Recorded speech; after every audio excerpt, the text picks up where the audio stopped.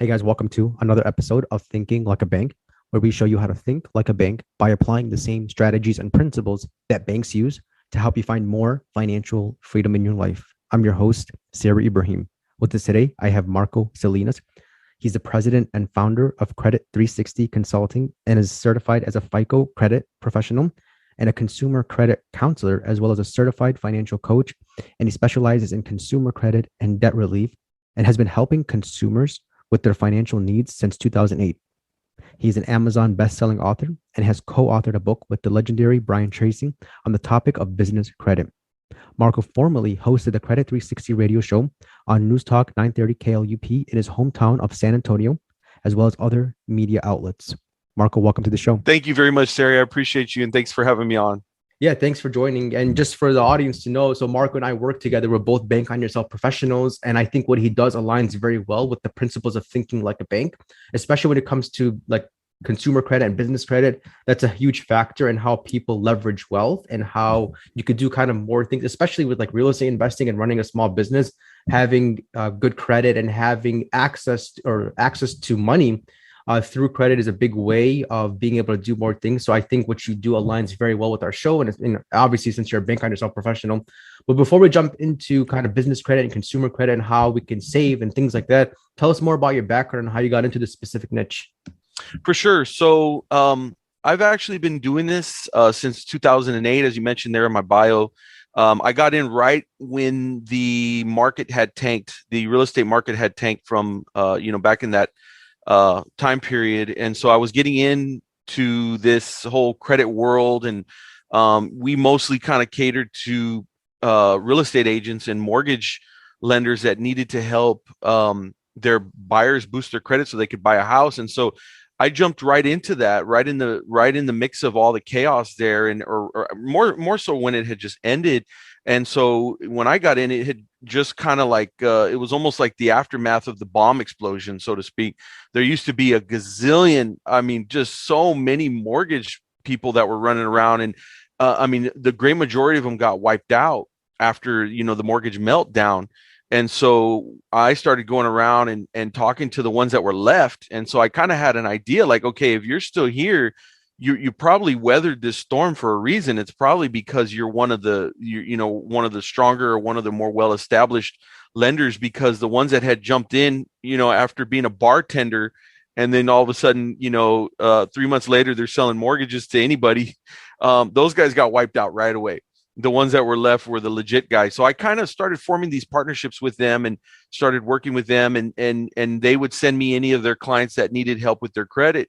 And, I started kind of going in there and doing what we did. And I was working for another guy, and I ended up kind of feeling like, I didn't like the direction that his company was going. And I felt like he was doing some things that were a little bit shady or a little unethical. I just didn't really like the method that he was using.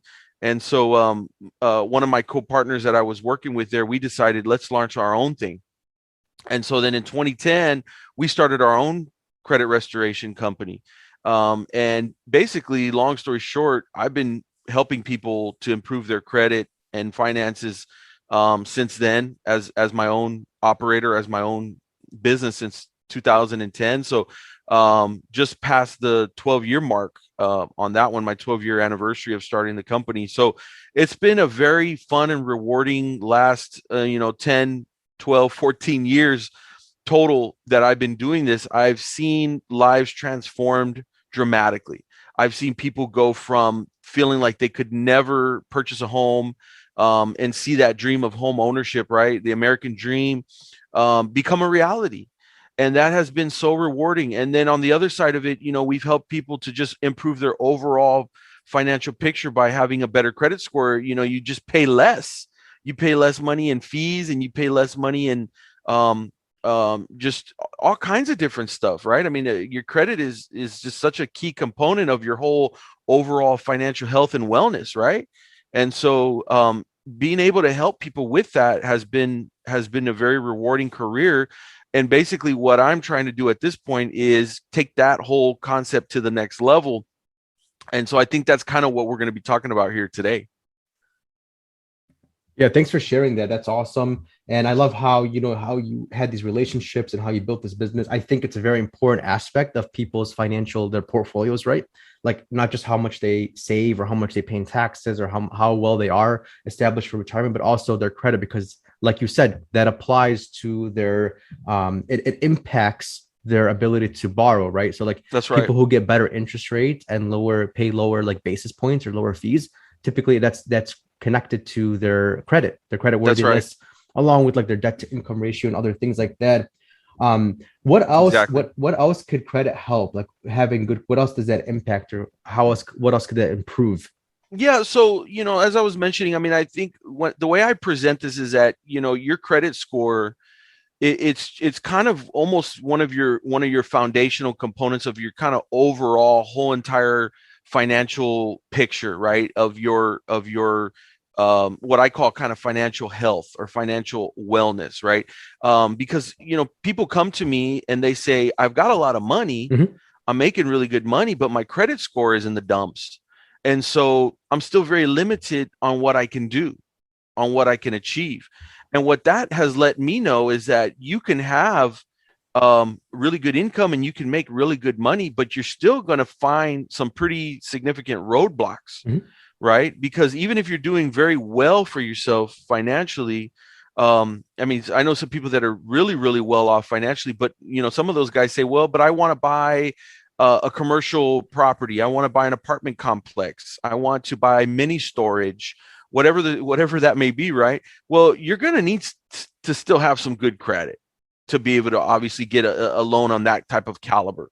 They're still going to look at that. I mean, you might be able to cover a huge down payment and that's going to help. But at the end of the day, you're still going to have to finance several $1,000,000 for something like this. And even the wealthy people that I know don't want to throw all their money from their nest egg towards something. They want to finance it. They want to use other people's money, right? That's such a huge component of growing your personal wealth, is using other people's money. How do you use other people's money in most cases? By extending credit, right? So this is such a huge part of what everyone does is using their credit score from a basic level of saying, I just need to go finance a vehicle. I just need to get a car, right? Up to, well, I need to buy my own personal residence. I don't want to rent any longer. I'd like to be a homeowner now. And then on a much bigger scale, like I was mentioning, Mhm. going to the next level and saying, I want to be an investor and I want to be able to get access to credit. And we all know that there are places that you can get money where your credit doesn't matter as much, Mhm. but what's the trade-off? Man, you're going to be paying outrageous amounts of interest, Mhm. right? And so and there is a time and there is a place for those type of loans, but ultimately you want to have the ball in your court at all times. How do you do that? By making sure that all of these components are lined up, and especially to make sure that your credit is one of them. So I think it goes without saying, Sari, that having a good credit score it's a big deal, and it really does affect so many different aspects of our life, so many different areas. Absolutely, I couldn't agree more. And I love how you mentioned like leverage, like even wealthy people. So people that are borrowing money to fund investments are not just people who don't have the money, it's also people who do have the money as well. So like somebody Yes, who has, for example, a net worth, even people who have net worths of above like $1 million, if they wanted to get into real estate or start a business or buy a business, they probably could do better by borrowing, because when you borrow, number one, you're not interrupting your overall portfolio. Like you're taking $1 and then buying something that's worth $4 or $5 from leverage. That's one aspect, and the other aspect is that usually interest is tax deductible in business situations. So you're mitigating your tax liability by borrowing, and then also the fees and basis points typically with loans are tax deductible as well. Talk to your tax professional about that, but that's another advantage of doing so. right. Plus, when we apply that with the bank on yourself strategy, right, of leveraging cash value whole life insurance, we're able to leverage other people's money while having our core reserve still compound every day. And in some situations, we might have so this is part of like thinking like a bank, right?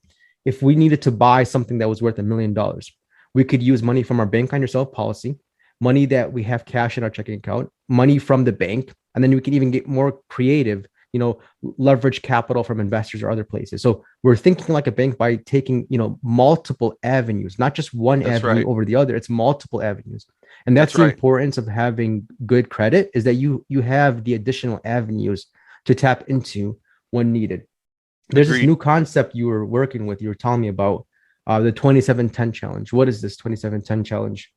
So, really excited to talk about the 2710 challenge. Money, this is a money challenge, right? And we know that these money challenges are kind of a big deal. We see these things kind of often nowadays. If you're spending any time on social media, you probably at some point in time are hearing about some type of a money challenge. I see some of them on TikTok. I see some of these things on YouTube. I see it on Facebook. I see it on Instagram. So it's everywhere. It's all over the place. And I really love the concept of a money challenge because the whole idea behind anything that's a challenge is obviously to challenge you to do something better, right? That's the whole idea behind a challenge. Now, we're not talking about the silly challenges that these teenagers get themselves involved in. This is what I call a grown folk challenge, right? This is the type of challenge that is going to help you elevate yourself from level 1 to level 2, level 2 to level 3, and so on and so forth, right? This is the whole idea behind it. And so money challenge is already in and of itself a really cool concept. We took this a step further, and this is a little bit more niched down in what we would call a savings challenge, okay? Because we are kind of promoting, especially as Bank on Yourself representatives, this very old school concept, which is not always to use debt for everything, but this crazy phenomenon of take your own money and save it and then use it as you need it. What a crazy concept, right? It's like, what are you, man? Some type of dinosaur? I mean, what is this? This is such an archaic strategy that you're talking about here. This was my great grandmother's strategy. She put money and she put it into an old coffee can, right? And then when she needed to buy a new washing machine, she took the money out and she bought it. But when you talk to people from that generation, which unfortunately there's not many left, you'll find that they lived through some of the most tumultuous financial experiences that our country has ever seen, right? Like the Great Depression. So yeah, right. We're talking all the way back to World War I. We're talking about the Great Depression, and then we're talking about World War II. All three of those events, in some way, shape, or form, especially, of course, the Great Depression being the biggest one, had a pretty significant financial impact on just about everyone, the entire economy, right?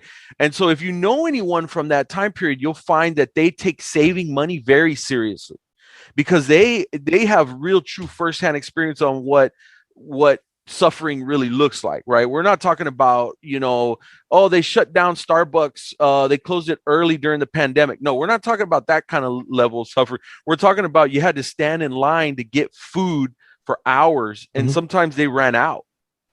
Right. And so saving money was obviously a very important concept. Now we're living in potentially tumultuous times again right now. We don't know what the future is going to look like. We're experiencing very high inflation, right?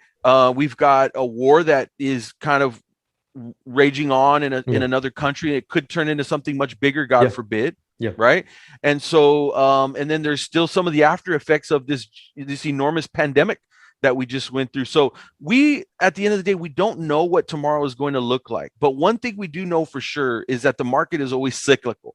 Yes, the market always cycles. And we have been raging on here with this phenomenal market that has just done nothing but made people money, like obscene amounts of money. And to be honest with you, I'm probably just a little hair older than you, but I really remember what 2008, 2007, 2006 looked like when people were making just stupid money, doing nothing, right? And it was like, for those of us that were around at that time, we were saying something doesn't look right, man. This just feels like it's too easy. Yeah. It's gotta explode here at some point. And well, that's exactly what it did. So how do we know that that's not going to happen coming up soon, right? It could, because we're seeing some of those same kind of patterns again. So this all takes us back to the 2710 Savings Challenge. We're trying to reiterate the importance of saving money. Now, in all my years of working with people, like I said, the last dozen or so years, it's kind of always been this thing that, hey, try to put some money to the side, try to save some money. People sometimes have difficulty doing so. Easier said than done. I got bills to pay, Marco. My daughter needs braces. My wife wants the latest Chanel purse. I got this vehicle that I drive and it's beautiful, but the car payment is extremely high. The list goes on. And basically at the very, very, very, very, very bottom of the list is putting a little bit of money away to the side to save up, right? Because as Americans, what do we do and do well? We live right on the edge. Yeah, of right? course. That's the American way, right? And usually, as a matter of fact, usually the American way is you live slightly over the edge and see how well you can manage just going a little bit too far, Mhm. which doesn't leave room for practical things like the old school generations did, which was just simply saving money. If you need more money, what do? You just go get another loan. You just Yes. take out more debt, but that Yes. creates a new monthly payment for you. Yes. And that monthly payment keeps on adding onto your back and onto your shoulders and onto your stress. And eventually, well, that can explode, right? And so we're trying to teach a concept with the 2710 savings challenge to go Yeah. back to the old school ways and make, dare I say, make savings cool again. Yeah. Right. And so in doing so, we created this concept, and I'm going to break it down for you. So there's basically two numbers there, 27 and 10.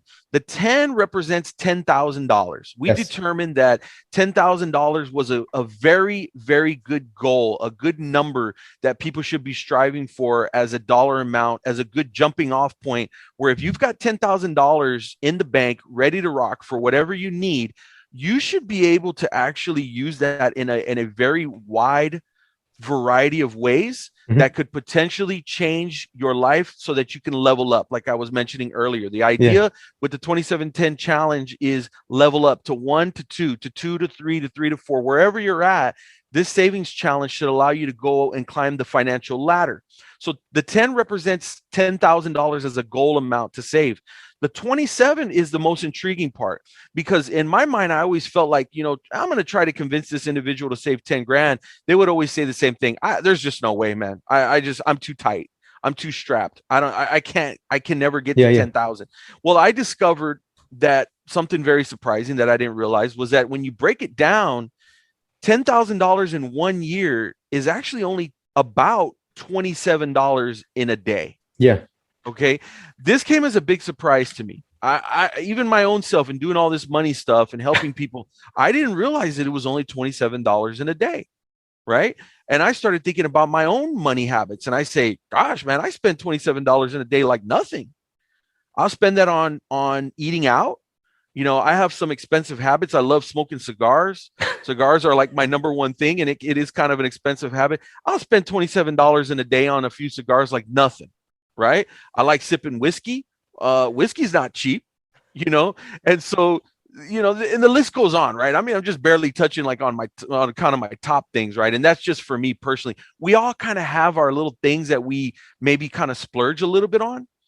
And if we were to kind of take a little bit closer look at where our money is going, we would find that there is always, for every single person out there that's making at least kind of a middle income, let's say $50,000 a year or more. If you're making at least $50,000 a year or more, I say every single person has $27 in a day that they can move over to the side for a better tomorrow. Absolutely.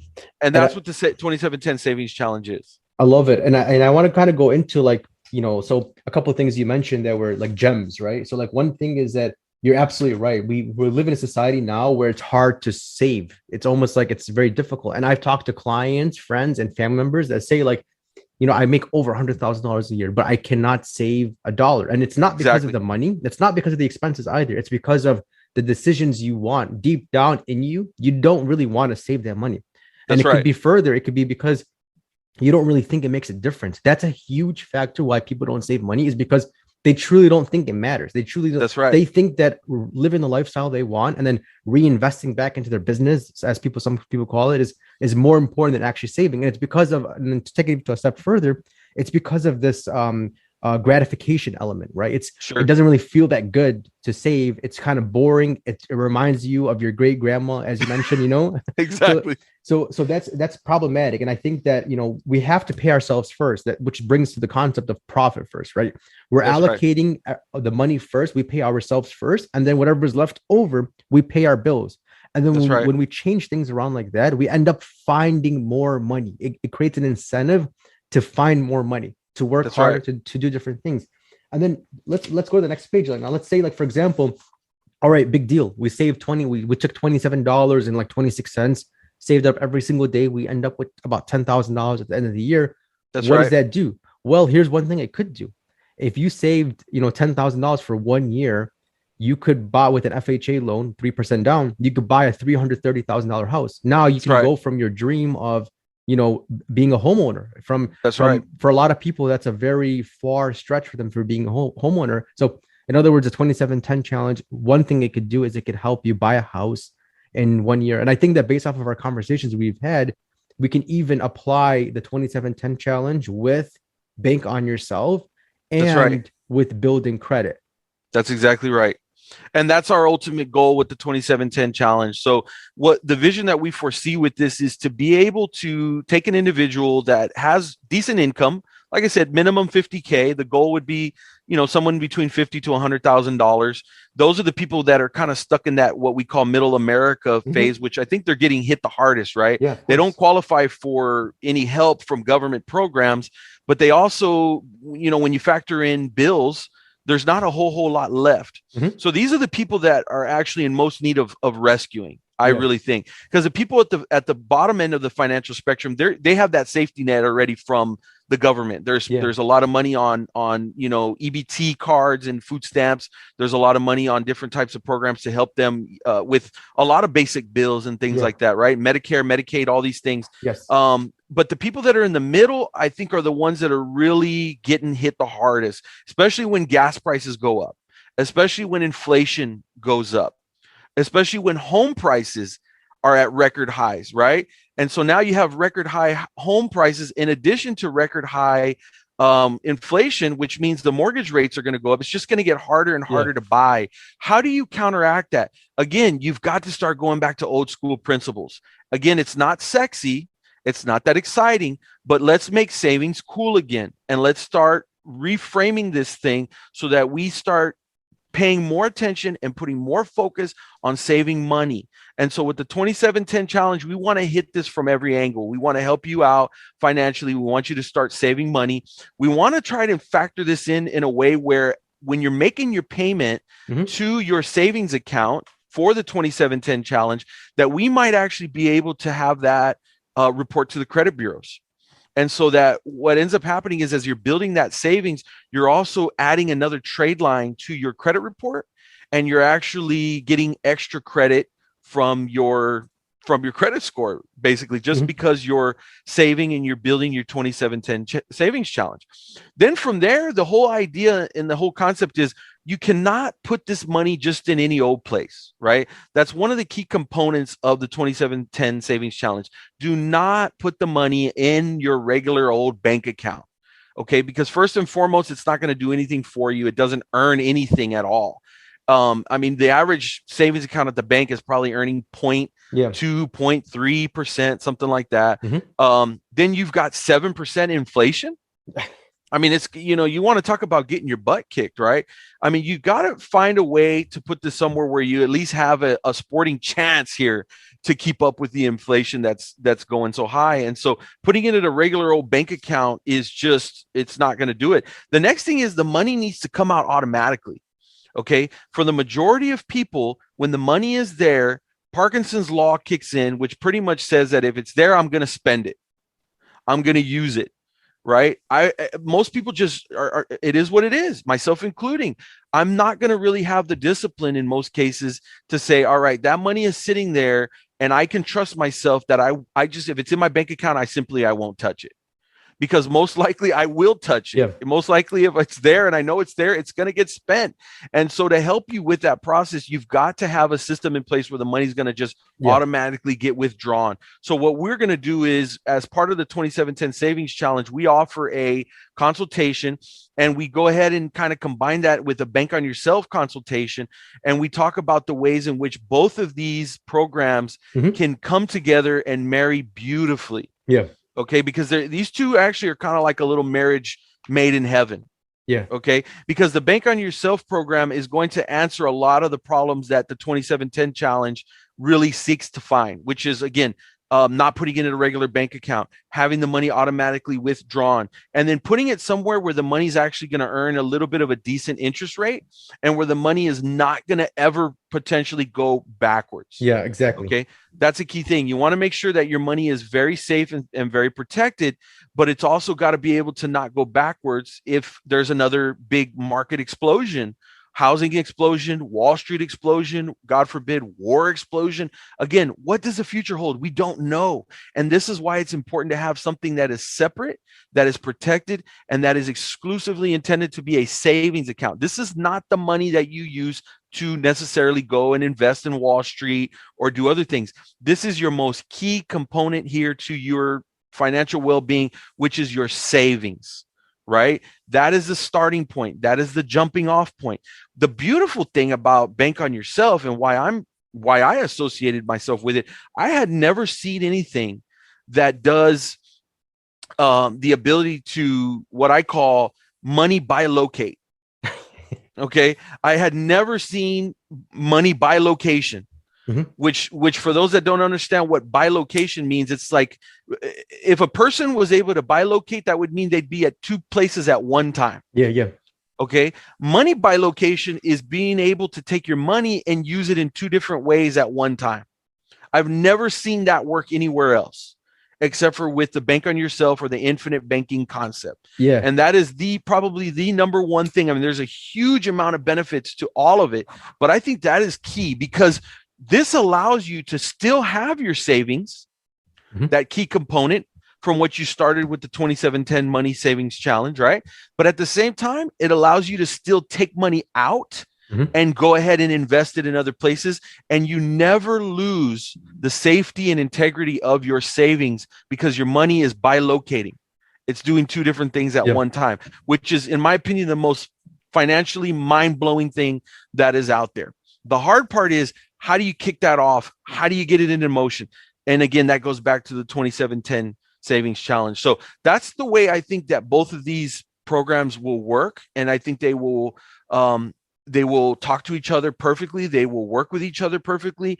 And if you're hearing this and this sounds like something that would appeal to you, then the whole idea is to reach out to us, talk to us. Because we can actually have a short sit-down meeting and go over some of your financial basics, show you how we can kick off the 2710 savings challenge, show you how we can automate that, and show you how we can put that into the Bank on Yourself program so that your money is always, always safe. And so you can learn how to bilocate your money. Got it. That makes sense. And you said a couple of things. So I strongly believe in the aspect of almost like forced savings, where it's like it's almost like a bill, right? It's coming to you every month or every day in the situation 2710. And it's coming. It has to come out. Yeah, and I've seen this too in myself personally. Like I kind of was a good saver a little bit, but not as good as I wanted to be, not as disciplined I wanted to, until I started applying Bank on Yourself, and until I started like I have, for example, my first policy that I started was $300 a month. Every 15th of the month, $300 would come out. I'm not going to stop it. I'm not going to withdraw it. I'm not going to like affect it. You know what I mean? I already worked. I got accepted for the life insurance by the insurance company, started funding it already, started paying into it. It created this habit. You know what I mean? Yep. I own that policy. I own the cash value, but it's as if it was a bill every month I had to pay. And I think that's the mentality you want. You want to create some forced obstacles, intentional obstacles in your life. Correct. And that help you accomplish things. Like I was on a podcast and I was mentioning on somebody else's show, and I was mentioning how, like, for example, I live 20 minutes away from the gym, right? And sometimes it can be very easy for me to skip the gym. Well, I don't want to drive. I don't want to take the highway to the gym and drive 20 minutes there. But another thing that I do is I go to Starbucks a lot. I do work on like my computer there, right? So what I did was I started going to a Starbucks that was right next to the gym. So I would drive 20 minutes to Starbucks. Now I kind of like put myself in a situation. I'm not going to drive 20 minutes to Starbucks and then not go to the gym now. So I kind of like created that environment. And you want to do the same thing financially. You want to put yourself in situations where it's like, you can't go back now. You already started this. Exactly. Those are good things to do in life. Exactly. is the buy locating, right? Is like, this is really important, especially when you're leveraging credit, you're leveraging businesses, you're doing different things. It's really important to have these options in place. Like I was working with a client, right? He had already built up a couple bank on yourself policies. He had like over $100,000 in cash value in them, and you'll get there. Don't be intimidated by that. You'll get there. But he had, some money in bank on, a lot of money in bank on yourself policies, and then he also was in the process of like refinancing a couple real estate investments and then buying his home. And the underwriter caught something and was like, all right, your debt to income ratio is kind of high right now. If you pay off $70,000 towards one of these debts, then we can grant you this loan. That's how they did the math and everything between his personal assets and his business assets. Sure. And then what happened was is that he needed that money to keep flowing in his business. He didn't want to tie up $70,000 and pay it down. So he took a loan from his bank on yourself policy. It's almost like he refinanced that in a different way. He took $70,000 from his bank on yourself policy, paid one of his loans off. Now he's negative 70,000 towards his policy. But in the eyes of the underwriter at the lending company, his debt to income ratio went up, right? Or sorry, went down. Exactly. The ratio went down of debt. It was paid off, right? It was paid off. But Yep. in theory, like it was paid off, but he still had that money flowing in his business and his life. So that's an example of buy locating. It opens up more doors and more ways of recycling money in different ways. Exactly. No, you nailed it. And I think that's a perfect example of money by location. And that's a phrase that I plan on making very popular and well known. And so we'll definitely be talking more and more about money by location, because people don't even realize that exists, Sari. Mm-hmm. People don't even know that that's possible. I didn't know it was possible till I discovered Bank on Yourself and the infinite banking concept. And to me, again, that is really where there's so many benefits and so many cool things about it. But I think that's probably the number one thing. Yeah, because absolutely. Show me where else you can do that. Show me where else that concept is possible, where you can be investing over here and you actually don't have to worry at all. It's almost like as if you had your own little small village and you worked so hard to build this little village, but then you had to go off to war, right? While you're off over there battling the other people that that are in your area that you're at war with, that you had zero concern whatsoever about what was going to happen to your little village while you were gone, right? Because your little village was at 24/7 protected. It had this huge fortress around it. Yes. And it could never be penetrated. It was guaranteed that it would never be touched. It would never be penetrated, and that your wives and your children and your daughters and your sons were always protected every time you went out for war to try to go out and build your civilization, right? That's kind of what's happening with Bank on Yourself and this whole money by location concept. That's basically what we're doing. Your money, you can be out to war with your money. Sometimes it may go up, sometimes it may go down, but your principal amount back at home is always guarded 24/7, will never go down. Perfect. Yeah, I love that. I love that metaphor. It's literally a fortress around. And even for like in terms of asset protection, in most states, the cash value in the policy is protected from outside creditors and outside risk. So yes, you have this fortress, like you said, this village that's protected, and it keeps compounding every day, and it's keep growing. So that way you can go out and take bigger risks with your money. I encourage you to try to, from a business standpoint, you want to take these risks, right, in business, especially when you're young. You want to take these risks. You want to experience more with business, but you want your foundation to be secure, and which is your life policy, the 2710 challenge. You want that to be protected, and you can grow your money guaranteed, predictably, protected from various risks. Now, Marco, as we're kind of like winding down, how can listeners connect with you and learn more about you? So I have a website that's just my first and last name, marcosalinas.com. There's information about me and the 2710 challenge there. And then you can also go to that website, 2710challenge.com. And we're adding more information to that all the time. But basically we try to keep it simple. So really what we're looking for is, go there. There's a short little video. There's a short little explainer, again, to kind of reiterate what you and I talked about here today. And then ultimately, though, what we're looking for is request a free 2710 money challenge consultation, right? Request that, set that up, and either myself or Sari will reach out to you, and we will talk more about how you can start with that, implement that as a jump off point, and then funnel that money into a bank on yourself policy. So we kind of come full circle here with this conversation today, because you started off saying, you know, the importance of basically having your own banking system and thinking like a banker. And that really is the ultimate goal here with the 2710 challenge, is to basically have your own money, your own funds, your own access to capital for whatever it is that you need it for, from everything ranging from emergencies, right? And that's kind of more what I call on the defensive side of the money aisle, right? You've got the defensive items, which are things like money emergencies and unexpected things that come up, or even just simply buying the things that you need, like a car or a house and those kind of things. And then where I think this really gets exciting is when you cross over to the other side, which is the offensive side of the money line, the money aisle. And that's where you can actually take your 2710 challenge money and start investing it offensively, meaning you go out and you put it into real estate. You go out and you invest it in a duplex. You go out and you start some sort of a side hustle business with it, right? You go out and you start and you buy your first Airbnb property. None of that would have been really possible had you not started your 2710 challenge. Or worst case scenario, maybe you could have got it if you qualified for a loan, but now you got debt. Now you got extra debt. Whereas with this is pure, it's liquid. And like I said, because it's inside of your bank on yourself policy, your principal is always protected in the fortress from attacks. And meanwhile, you're out there doing all kinds of things to grow, to build your civilization. And that's basically what we are trying to achieve today. So hopefully that message was conveyed, Sari. And I thank you for your time and inviting me on your podcast here today. Thanks, Marco. It was awesome having you on. Thank you for sharing the wise words. I'll put your links in the show notes below. That way people can just connect with you. And I'm looking forward to having you back on the show. Perfect. Sounds good. Thanks again, my friend. To learn more about what we do and how we can help you grow more wealth, please visit www.finassetprotection.com. That's FIN assetprotection.com. The topics presented in this podcast are for general information only and not for the purposes of providing legal, accounting, or investment advice. On such matters, please consult a professional who knows your specific situation.